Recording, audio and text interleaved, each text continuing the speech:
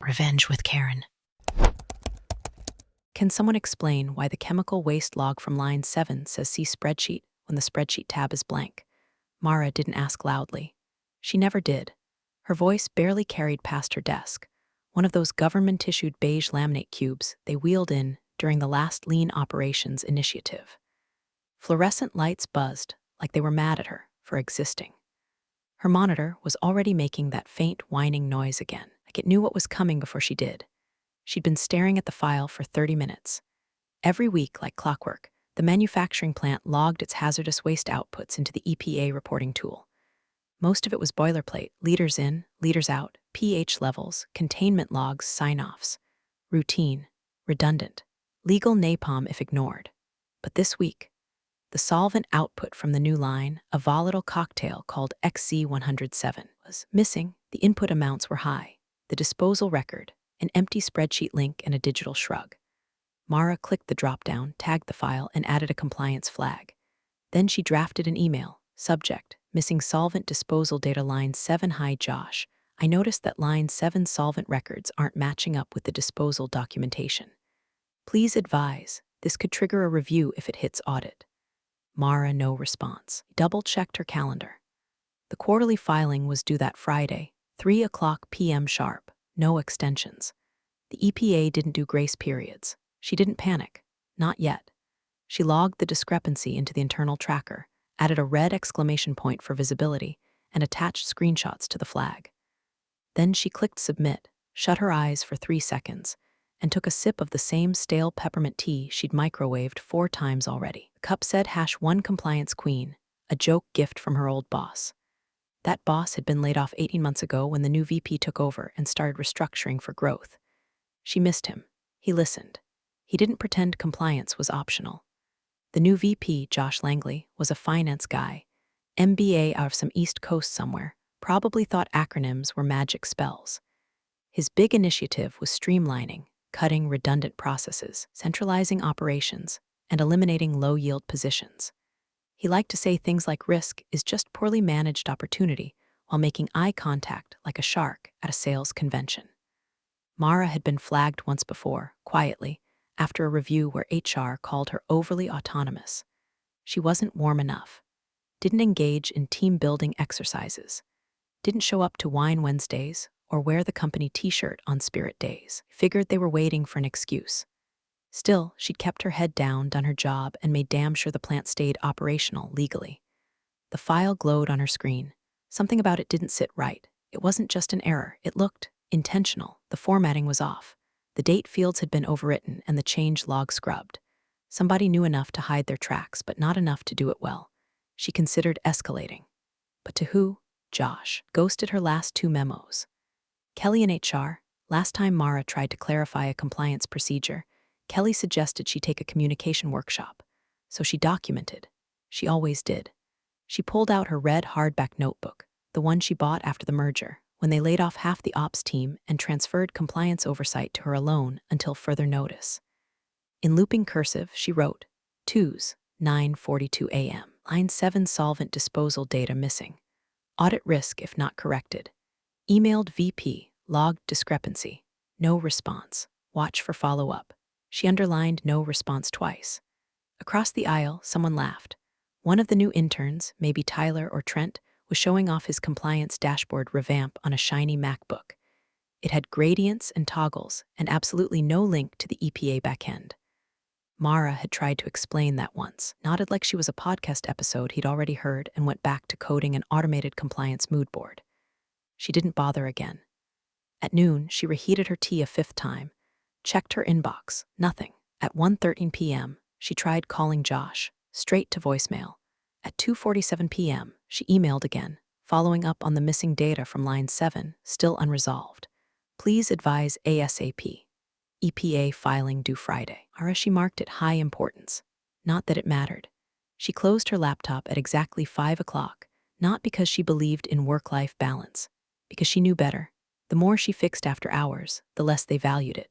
Better to let the fire start and keep the extinguisher close than keep smothering sparks and pretending it was safe. As she walked out to the parking lot, she saw a hawk circling over the smokestacks. Mara paused beside her decade-old Corolla, watched it spiral against the dusk, then got in and drove home. That night, she didn't sleep well. Something was off. The data, the silence, the timing, it all smelled wrong. Not rotten, not yet, but like something sealed too long. She didn't know it yet, but the match had been struck. And someone, some idiot with a clipboard, was about to tip it into the gas tank. The email subject line was so aggressively cheerful it practically screamed in Comic Sans. Let's catch up. Smiling face with smiling eyes sent by Kelly Marston, HR business partner, new initiatives. The kind of title that meant nothing, but somehow still got your badge shut off. Mara stared at it for a second longer than she needed to. It wasn't on her calendar, wasn't part of the quarterly check-ins. Just a little digital ambush wrapped in sunshine and passive aggression. The timestamp was 8:04 a.m. The meeting invite was for 8:30. Location, HR. Small conf RMB. She clicked accept, closed the tab, and exhaled. Not a deep sigh, not a dramatic inhale. Just air leaving the lungs of someone who already knew the flavor of what was coming. She didn't take her notebook. Just her mug, which still had last night's tea leaves dried in the bottom. Compliance queen, peeling slightly at the edges. When she stepped into the conference room, it smelled like spearmint gum and Lysol wipes. Kelly sat at the end of the tiny table, laptop open, eyes bright like she was about to offer Mara a sheet cake and a fake promotion. Mara, Kelly beamed. Thanks so much for being flexible. I know these pop-ins can be awkward, but I just wanted to connect real quick. Mara nodded once. Didn't sit. Kelly gestured to the empty chair across from her like she was introducing a game show contestant. So, Kelly chirped, been doing some really exciting restructuring to realign with our culture vision for 2026. Lots of cross-functional collaboration. More synergy across the board. Mara blinked. The kind of blink that asked, silently, do you hear yourself? Kelly didn't notice. And Kelly continued, smoothing the hem of her fuchsia blazer. One of the things we're really focusing on is values alignment, making sure every team member contributes to the kind of energy we want to foster. Positive, innovative, team-oriented. Mara glanced at the blank wall clock. It was 8:31. Kelly inhaled sharply, as if bracing herself for her own performance. Unfortunately, after a lot of conversations with leadership, it's been decided that your role no longer aligns with the direction we're heading in. There it was. The guillotine delivered in Etsy therapist speak. Mean I'm fired, Mara said, flat, no inflection. Kelly's eyes widened with manufactured hurt. Oh gosh, I wouldn't put it like that. This is more of a transition opportunity. We're offering a very generous exit package, and there's a fantastic career coach we partner with, Janelle. She's just amazing. I think you two would really click. Mara didn't answer. She just stared. Hard enough that Kelly shifted in her chair and clicked her pen nervously. I've also gone ahead and processed your offboarding, Kelly said, voice pitched higher now like she was talking to a skittish horse. IT has deactivated your badge, and security will just walk you back to your desk so you can grab your things. Mara raised one eyebrow. Security? Just a formality, Kelly said too quickly. Company policy? Nothing personal. A knock at the door. Two rent-a-cop types in navy polo shirts stood there like they were escorting someone off a crime scene. One was chewing gum. The other held a plastic tub labeled personal items. Whenever you're ready, gum chewer said, eyes already bored.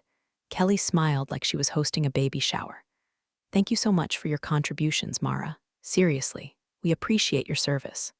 Mara looked at her, really looked, and then said, without blinking, okay. She walked past the guards like she was late for lunch, not walking out of 16 years of regulatory knowledge. She didn't ask why. She didn't plead. She didn't shout, you'll regret this, like some cable drama extra. Just nodded once and started toward her desk. The walk back was quiet.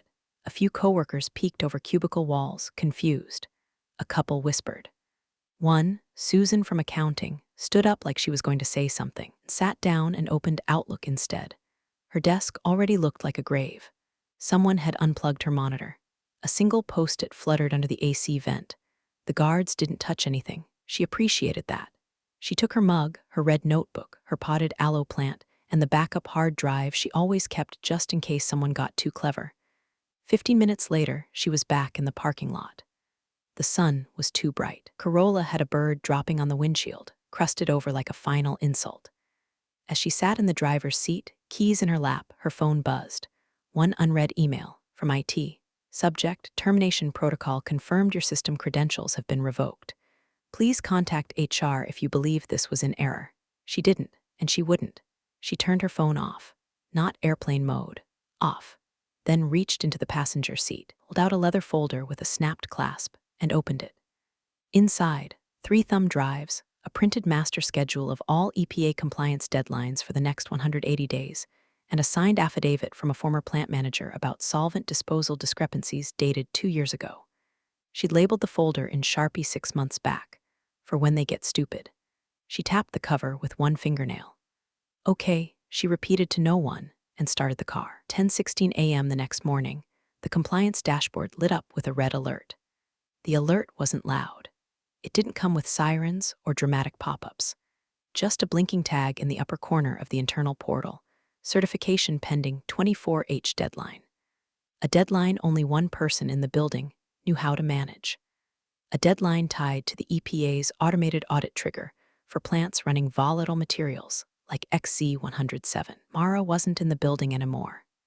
In conference room C, a younger analyst named Neil stared at the blinking alert and chewed his lower lip.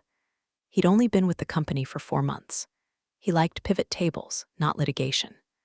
The dashboard had been Mara's domain. She set it up, calibrated it, updated it manually with backup entries because its streamlined data bridge was a joke in a trench coat. Neil hovered his mouse over the alert, saw her name in the metadata, and frowned. He walked to his manager's desk, a guy named Reese with a bobblehead collection and exactly zero understanding of what compliance did outside of keep us from getting sued. Hey, Reese, there's an alert on the dashboard, something about pending certification. It's flagged red and says it's due in 24 hours. Reese didn't look up from his phone. Send it to Josh. I did, twice. He hasn't replied. Reese sighed, like Neil was asking him to carry a refrigerator up a hill. It's probably just one of those forms Mara always signed. She was a little intense about that stuff. Josh said it's mostly procedural, so no one's replacing her on this. She wasn't that critical, Reese said, leaning back in his chair. Just a lot of red tape and government paranoia. The system keeps running. And for the moment, it did. Machines buzzed. Forklifts beeped. Line 7 pumped solvent like nothing had changed. The plant operated at full capacity. Product moved out the dock doors like clockwork. But the clock was ticking louder now, even if no one wanted to admit it. Across the floor, Gloria, an assistant plant manager with a decade of quiet loyalty and an instinct for spotting oncoming storms, noticed the same alert in her secondary login. She called the VP's office. Josh here. Hey, just wondering who's signing off on the EPA cert this quarter. It's showing unresolved on the dash. A pause. Oh, that, Josh said, chuckling. Yeah, I saw that. It's fine. You have someone replacing Mara? Still figuring that out. The system won't update until the new certifying officer is registered with the EPA portal, Gloria said, choosing her words like she was diffusing a landmine. And registration takes 72 hours minimum. Filings due tomorrow. Josh clicked his tongue. You're overthinking it. They don't actually check half that stuff unless there's a complaint. We'll have someone click the button later. Don't lose sleep over it. Gloria stared at the phone, lips thinning. She didn't argue. She just hung up and quietly forwarded the alert to her personal email. Just in case. Meanwhile, Mara sat in her tiny backyard in a $13 plastic lawn chair, sipping a glass of screw-top Merlot and watching the neighbor's dog try to dig a tunnel under the fence. She wasn't relaxed. She wasn't anxious either. It was more like a stillness, coiled, patient. The kind of patience that comes from knowing entropy doesn't need help. You just have to stand back and let the stupid implode. The red folder lay open on the table beside her, each document clipped and color-coded. A copy of the last solvent disposal schedule, incomplete spreadsheet, an email printout showing the missing data had been flagged, a screenshot of the submission dashboard with her name listed as certifying officer active, a thumb drive labeled audit trails. At 3:17 p.m., her phone buzzed, unknown number. She let it go to voicemail. 10 minutes later, it buzzed again. This time, a different number. Local. She muted it, took another sip of wine. By 5 o'clock, she had 4 missed calls, 2 unread voicemails, a text that read, Hi Mara, hope you're well. Quick cue, do you remember the login creds for the EPA portal? Reese, she didn't respond.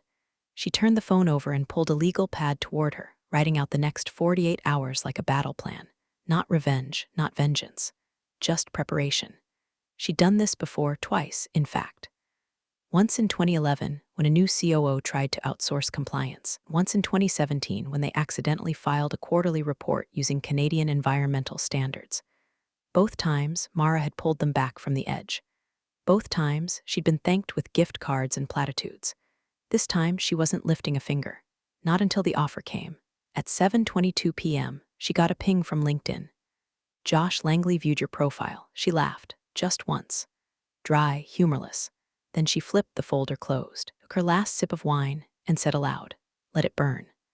The first person to see the federal agent was Dolores, the security desk clerk who'd been knitting the same mangled scarf for the past 3 months. She paused mid-stitch when the man approached, black windbreaker, no smile, badge already in hand like he knew the front desk would pretend not to notice him otherwise. "Ray Monroe," he said, voice low and flat. "EPA Region 5. I need to speak with the plant's certifying compliance officer." Dolores blinked at the badge, then at his face. Do you have an appointment?" Ray didn't blink. No. She glanced down at the visitor log. "Name of the person you're seeing?" He stared at her with the kind of patience that didn't feel patient at all. "I just told you." She slowly handed him a visitor badge and picked up the phone. "Hang tight. I'll get someone from Ops." He was already walking through the turnstile. At the time the plant manager, Lewis, caught up with him, Ray was in the East Wing hallway, hands in his pockets like he was casing the place. Lewis jogged up, breath already short. "Hey, hi, sorry, security should have held you until someone could escort. Where's the certifying officer?" Ray asked. Lewis stopped mid-apology. Which one?" Ray turned toward him, cold amusement flickering in his eyes. "The one who signs your EPA filings, one whose name is still listed on the Region 5 portal. The one whose digital cert is overdue for quarterly verification as of today." Lewis paled. "Mara, that her name?" Ray said. "We're overdue for a routine audit. Nothing urgent until this week's cert hit a snag. The system shows no verification, no officer update, no access request submitted, just silence." Lewis licked his lips. She doesn't work here anymore." Ray raised one eyebrow. "Replaced her?" Lewis looked like someone had just handed him a baby covered in bees. I don't know. I think compliance got moved under Josh Langley, VP of Ops." Ray pulled a small notebook from his jacket and scribbled something down. "So you're saying the person legally responsible for certifying the hazardous waste protocol at this plant no longer works here, and no replacement has been registered?" Lewis nodded, hesitated, then tried to recover. "We're still operating under standard procedure. All our logs are up to date." Ray gave him a smile that was 98% teeth. "I'm sure they are." They headed into the conference room where Josh had been called, late of course, and sat in a leather swivel chair like he was hosting a text talk about corner cutting. He offered a handshake. Ray didn't take it. "So, we've got some bureaucratic snafu here, huh?" Josh said, leaning back. "Systems are always a little clunky." Ray sat down without asking. "You failed to designate a replacement for a certifying officer whose credentials were embedded in your operational compliance schema. That's not a snafu, Mr. Langley. That's noncompliance." Josh laughed lightly, that oily chuckle reserved for waiters, and now, apparently, federal agents. "I'm sure we can resolve this quickly. Our IT team can probably swap Mara out of the portal." He tilted his head. "You sure?" Josh nodded, "Totally." Ray pulled out a folded document from his jacket. "This is a provisional shutdown notice, pending verification of EPA compliance certification. You've got 24 hours to produce a legally authorized certifying officer, registered and verified through the Region 5 system, or I escalate this to a formal plant closure with accompanying fines. That's $50,000 per hour." Josh went very still. Lewis made a choking sound. Ray stood. "I'll be back tomorrow morning, 10 a.m. sharp." Josh finally found his voice. "We're a key supplier for several federal contracts if we go dark." Ray's smile was gone now. "Then you should have considered that before removing the one person who kept you in the clear." He walked out without waiting for a response. Josh swore under his breath and turned on Lewis. "Why didn't anyone tell me she was that important?" "She told you." "Twice," Lewis said quietly. Josh glared. "Fix it." Lewis didn't answer. He just pulled out his phone and texted Gloria, the assistant manager. "He's here, it's bad, we're screwed." Across the building, chaos bloomed in pockets. IT realized Mara's two-factor authentication was still tied to a physical security key stored offsite in her possession. Legal called HR, who said they were reevaluating the offboarding checklist. Someone tried calling Mara. It went to voicemail. A basement server room, the compliance system threw a second red flag. Without her digital signature, the audit trail couldn't certify past disposal records. That meant every shipment in the last week, especially those involving XZ107, was legally unverified. Upstairs, a junior engineer named Priya turned to her coworker with wide eyes. Why didn't they just ask her to train someone? Because she wasn't a culture fit, the coworker replied bitterly. Meanwhile, miles away, Mara was in her living room with a space heater humming at her feet, sipping black coffee, and staring at a single blinking notification on her burner phone. EPA agent confirmed, the text read, sent anonymously. She tapped the folder on her lap, opened it, and pulled out a form titled Voluntary Consultant Engagement Pre-Approval Draft. She placed it next to a sticky note with 3 numbers written in Sharpie. 3X, indemnity, ethics clause. Then she smiled. Just a little. The kind of smile you give a child who's about to touch the hot stove again. The first sign of the breakdown wasn't the flurry of urgent emails. It wasn't the emergency calendar invites or the panicked Slack messages or even the red banner slapped across the compliance dashboard. It was silence. The kind of eerie, smothered silence that crept in when no one wanted to admit the ship was taking on water. Quiet hum of collective denial echoing across cubicles as people stared at their screens, pretending everything was still normal, still fixable, while their stomachs tied themselves into nautical knots. At 8:02 a.m., an all-staff memo went out from HR. We are temporarily reassigning compliance leadership to the operations department during this transitional period. Please route all urgent questions through your team leads. At 8:03 a.m., someone forwarded it to the entire plant floor with the subject line. Translation: no one knows WTF is happening. By 8:15, half the department heads were on a call labeled Urgent EPA Issue. It was supposed to be internal, a calm get-on-the-same-page meeting. But by the time Lewis raised the question, everyone else was too scared to ask. Do we actually have a certifying officer right now? The mood had already curdled into full-blown dread. Someone asked if they could just click a checkbox and retroactively assign the role. No, Priya said quietly. She was the only one brave or foolish enough to speak up. The certification system uses 2FA linked to a physical token. It has to come from Mara's hardware. Josh Langley was not on the call. Josh Langley had called in sick, because of course he had. In his absence, the director of plant operations tried to assert calm authority, which came off more like a third-grade teacher trying to explain the fire drill was just a practice while the hallway filled with actual smoke. We'll reach out to the EPA again, he said. Let them know we're working on assigning a new certifying officer and that the documentation will be coming shortly. No, we won't, Gloria cut in. You send that now, it's a documented admission of noncompliance, which means the fines kick in immediately. Eagle pinged the chat with one line. Please do not acknowledge any gaps in certification without formal review. Then added, also, who authorized her removal without a transition plan? That question lingered. No one answered it, because everyone knew the answer. HR, meanwhile, was having a meltdown of its own. Kelly was on her 3rd energy drink and pacing her glass office like a zoo animal. Did she sign the exit interview paperwork? She asked an intern who looked like he was about to cry. I think she refused. Did she return company hardware? She only had her laptop, she left it, but the badge is deactivated, and her personal device. Kelly stopped pacing.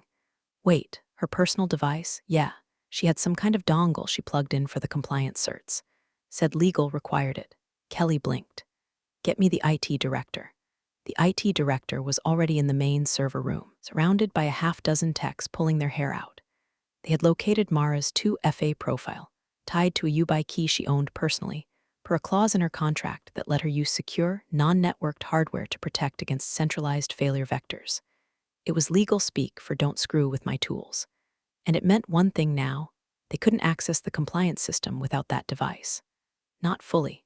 Not legally. At 9:17 a.m., an error message popped up on the central dashboard. Credential expired. Digital certificate mismatch. Lewis read it twice, then picked up his office phone.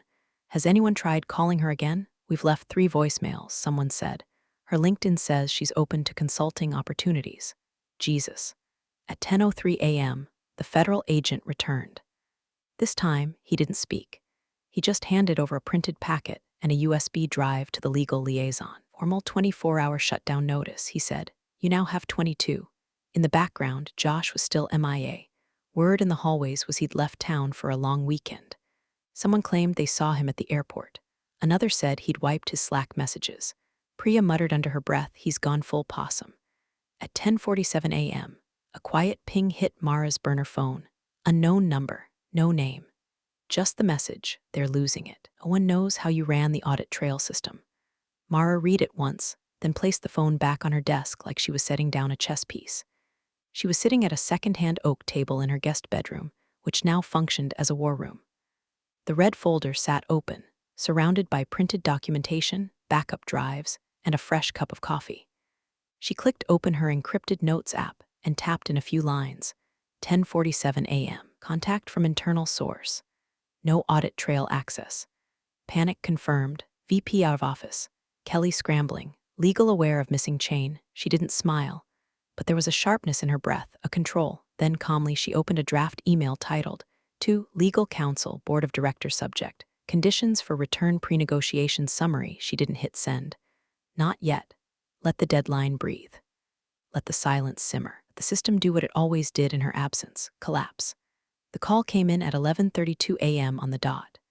Mara had just stepped out to her front porch, coffee refilled, a notepad under her arm, and the soft hum of late morning traffic filling the quiet between distant lawnmowers and someone's crying baby across the street.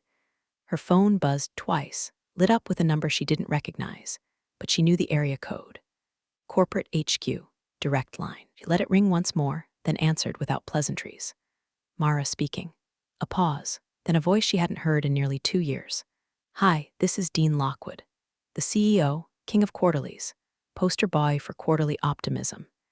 His voice usually had a kind of practiced performance to it, gravelly sincerity laced with salesmanship, like he'd spent too much time watching documentaries about leadership while eating protein bars made from cricket flour. Right now, he just sounded confused. I was just in a meeting, he said slowly, with a federal agent. Mara waited. He handed me a packet, told me the plant was facing an emergency compliance shutdown, said I should ask you why. Mara took a sip of her coffee, still hot. I was told I wasn't a culture fit, she said simply, so I complied. Another pause. The kind where you could hear his thought process short-circuiting in real time. He was flipping through a mental Rolodex of explanations, only to find each one blank. I wasn't aware of the specifics of your departure, Dean said cautiously. Of course you weren't. A beat. I'm trying to understand, he said. I'm not blaming you. Please don't take it that way. I'm just trying to figure out how we got here. You removed the only certifying officer legally authorized to submit our EPA documentation, she said. Calm, unflinching. Officer flagged a hazardous disposal discrepancy. She was ignored. Then she was terminated with no transition plan and no system access reassignment. That system, as you now understand, is required by law for operational certification. Dean exhaled into the receiver like someone slowly lowering themselves into a tub of ice water. Jesus. Mara didn't say anything. We're looking at millions, he said, if the fines stick. Our contracts, I'm aware. He paused again. This wasn't personal, Mara. I hope you know that. These things, people fall through the cracks sometimes. You don't fall through a crack when someone hands you a shovel, she replied. You get buried. A long silence. I'd like to talk about bringing you back in, temporarily. Just to stabilize the situation. I'm sure you would, he hesitated. Would you consider that? I'd consider a lot of things, she said, leaning back in her chair, one leg crossed over the other. But not on the phone, not without terms. Understood, he said quickly, of course. We'd be happy to put together a proposal. I already have one. Now he was really quiet. You do? I've had one since last year. Updated it this morning. She let that land. He cleared his throat. Okay. What would you need from us to, say, re-enable the dashboard and avoid the shutdown? That's the wrong question. Then what's the right one? Mara looked up at the gray sky. Single crow perched on the neighbor's satellite dish, feathers twitching like it was waiting for something to die. The right question is, what are you willing to admit? Dean's breath caught just slightly. I'm sending a document to your general counsel. It outlines 3 conditions: indemnity, authority, and audit transparency. If those aren't on the table, the dashboard stays red. We're in the middle of negotiations. Can't you give us a little leeway? I gave 16 years. Mara, please. Think about it, she said, and hung up. She sat for a while after that, phone still in her hand, coffee cooling in her lap. She didn't feel triumphant, not giddy, not smug, just steady, like a boulder finally settling after being rolled uphill for over a decade. Inside, she reopened her draft, tweaked one line in the indemnity clause, added a bullet point to the ethics conditions, full access to historical audit logs for prior VP directives. Then she pressed send to General Counsel at Corporate Group Com subject. Formal proposal consultant engagement terms outside. The wind picked up, rattling the porch swing. The crow let out a single harsh caw and flapped away. The contract landed in her inbox at 6:12 p.m. sharp. PDF, 10 pages. Header stamped with the company's full legal name, the same way it had appeared on every compliance filing she'd ever signed. Except now, name was at the top of the payee line, not as an employee. As an independent consultant. Classification, emergency retained specialist. Cute. She read it twice, slowly. No surprises, standard indemnity clauses, language around temporary engagement, pending audit resolution, boilerplate about NDA renewal. Legal had tried to soften the power shift with warm language. We're grateful for your assistance, collaborative re-engagement, trusted institutional knowledge. She opened the file in preview, clicked annotate, and got to work. By 6:48, she had returned it with tracked edits and a note in red text above the signature block. Please revise with the following non-negotiable terms. Full legal indemnity for all compliance filings under my name. 3x base salary multiplier, paid weekly, not deferred. VP level authority over all compliance, legal, environmental operations, reporting directly to CEO. Permanent revocation of Josh Langley's access to audit systems. Formal disclosure of Line 7 solvent discrepancy to EPA. Independent third-party audit of all compliance approvals issued by VP Langley within the last 18 months. Right of refusal for reorganization proposals impacting regulatory workflows. Guaranteed option to extend contract at my discretion for 90 days. No emojis, no exclamation marks, just terms. She clicked send and closed her laptop like it weighed nothing. An hour later, the reply came, not from legal, but from Dean himself. Mara, we accept your terms. Please let us know when you're available to begin. D, no bargaining, no delay, they knew. She changed into a dark gray blazer she hadn't worn since before the merger, packed her red folder into a reinforced messenger bag, and laid out the U-Buy key beside her keys on the kitchen counter. For the first time in 3 days, she finally felt something close to anticipation. She arrived at the plant just before 9 a.m. the next morning. Security recognized her, hesitated, then waved her through without asking for ID. There was no escort this time, no plastic tub for her things, just the sound of her low heels clicking on polished concrete and the weight of every eye turning as she passed. Kelly from HR emerged from her glass office like a meerkat spotting a hawk. She opened her mouth. Mara walked past her without a glance. Upstairs, the executive suite was in quiet disarray. Josh's office door was closed, blinds drawn, his nameplate already gone. The whiteboard had been wiped clean, but a faint outline remained of his favorite nonsense slogan, "Compliance is a mindset, not a manual." She stopped in front of it for half a second, then moved on. Her new office had already been prepped. Corner view, clean desk, a leather chair that didn't squeak. The screen on her computer was already open to the dashboard login. She inserted the U-Buy key, typed her password, and watched the system unlock itself like a loyal dog recognizing its handler. Dashboard was still red. She clicked the pending cert, opened the disposal discrepancy from line 7, and instead of editing it, she flagged it for EPA review, attached her original email, tagged it as intentional omission suspected. Then she digitally signed the entry, hit submit, and closed the window. The dashboard turned green, one click, and the plant was legally operational again. But she wasn't done. She opened the ethics platform, initiated a formal complaint titled Pattern of Regulatory Evasion VP Josh Langley, and attached a list of every flagged approval that had bypassed standard review, 73 entries. She added one more name under CC at the end, Federal Agent Ray Monroe, EPA Region 5. When her phone rang, it was Dean. "Welcome back," he said, and he actually sounded like he meant it. "I'm not back," she replied. "I'm just in charge." He didn't argue. She hung up, leaned back in her chair, and looked out over the industrial skyline she'd once quietly protected. For years, she'd kept the system clean in the shadows. Now it answered to her. And outside in HR, Kelly was drafting an email marked, Administrative Leave J, Langley, pending audit findings. The subject line didn't matter. The war was over. The rebuild had begun. And this time, Mara wasn't patching holes. She was rewriting the entire blueprint. New badge clicked against the sensor like a gavel. The LED flashed green. The glass doors hissed open. No one stopped her. It was the same building she'd walked out of in silence just days ago, her mug and aloe plant cradled like a condemned woman's belongings. But everything was different now. The lighting wasn't harsher, but it felt like it noticed her more. People looked up, then looked away, or whispered when they thought she couldn't hear. She could, and she didn't care. Didn't slow down when she passed the main lobby. She didn't pause when Dolores at the security desk gave her a ghost of a nod, half respect, half fear. She didn't return the nod. Dolores hadn't stopped her termination. She hadn't started it either, just another body in the current. Then came HR. The HR glass box was to the left of the central hallway, where Kelly had always made herself visible, like a lighthouse of faux warmth and performance optics. Today, she was standing by the printer, clutching a highlighter and pretending to read a report. But she saw Mara. Oh, she saw her. Their eyes met for a single, slicing second. Mara gave her nothing, no smile, no glare, not even contempt. Just walked on like Kelly had been filed away in a drawer marked irrelevant.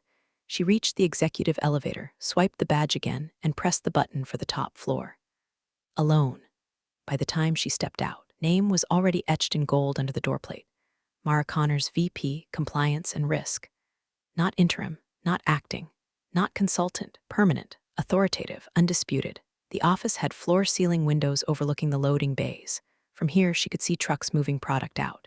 The plant was alive again, barely, but no one dared celebrate. On her desk was the U-Buy key she'd brought from home. Next to it, a simple note left by legal. Welcome. Let us know when you're ready. She plugged in the key. The login field appeared. She entered her passphrase. The dashboard was red, just one alert. Pending EPA certification region 5 signed. M. Connor status. Awaiting clearance, she clicked a single checkbox. The dashboard turned green. She didn't exhale, didn't smirk. This wasn't relief. It was inevitability. Then she opened the internal compliance console, navigated to ethics and oversight, and opened a new complaint. Title: Pattern of Negligent Oversight and Procedural Misconduct, J. Langley Summary. Attached are 73 flagged approvals from Q2, Q4 with bypassed review protocols, unlogged disposal record changes, and manual clearance overrides. Requested action: formal audit. System access revocation. Termination pending investigation. She attached the EPA agent's business card as an external contact, added a timestamped backup of her original line 7 flag from last week. Then she wrote one sentence in the comment box at the bottom. Compliance isn't paperwork. It's what keeps the fire off your neck. She hit submit. No ceremony, no speech. No grand reappearance in the cafeteria to scattered applause. Just a red button pressed. A system reset. She sat back, shoulders squared, and watched the audit trail begin stitching itself together in real time. Outside her door, someone knocked lightly, legal, probably, or Dean himself, but she didn't answer. They could wait. Inside, the computer hummed, the plant hummed, and the paper trail began to catch flame. This was what power felt like, not being above consequence, being the one who defines it. The boardroom smelled like old leather and fresh panic. 12 directors, 1 federal agent, and Mara, standing alone at the head of the table with a wireless clicker in her hand and a folder marked exhibits at her feet. No one offered her a bottle of water. No one asked if she needed assistance. They knew better now.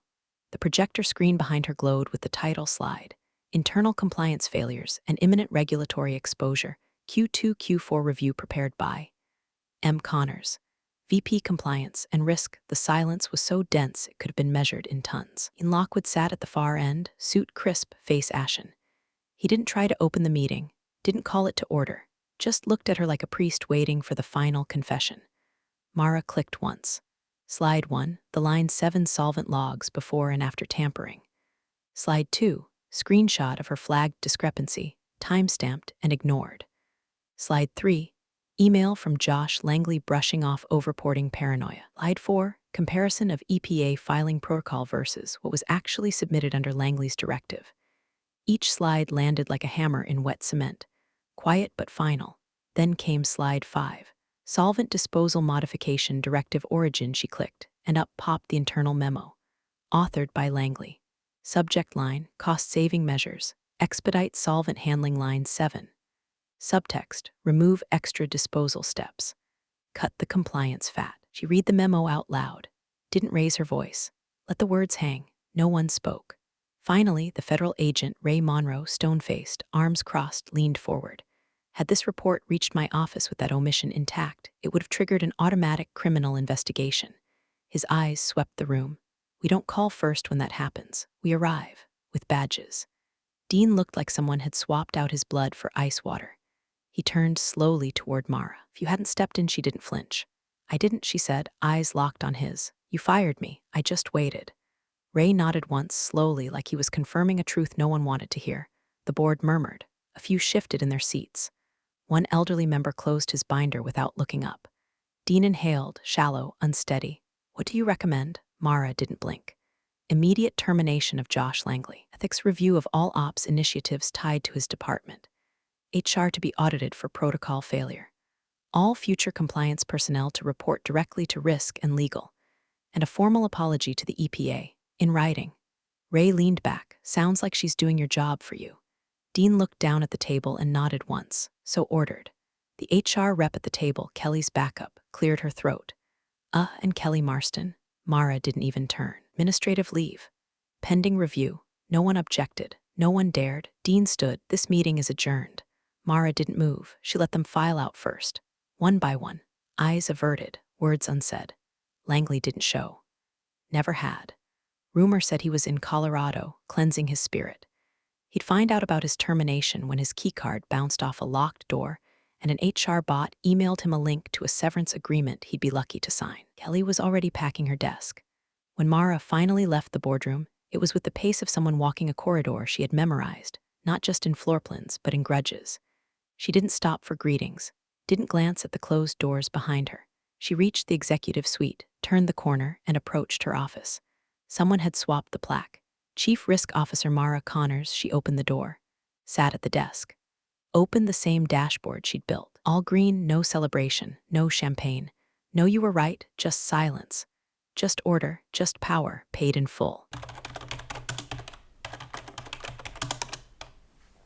Thanks for joining the fun, you office survivors. Subscribe for more switch-flicking drama. Let's make your former coworkers sweat.